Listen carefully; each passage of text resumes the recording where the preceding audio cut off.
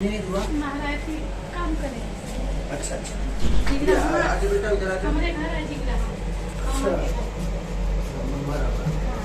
किस दो फोटो बेटा मोबाइल से भैया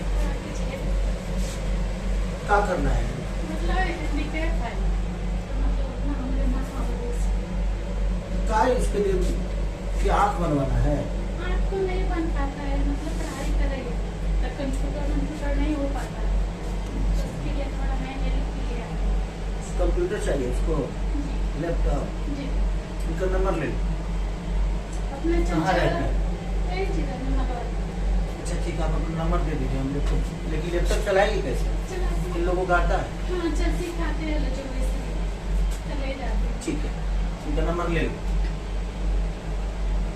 डबल है फोटो देख लीजिए बात कर रहा हूँ आज बाबू आ जाओ।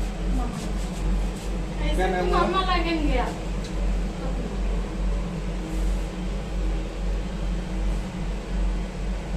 इनका बेटी आ जाओ।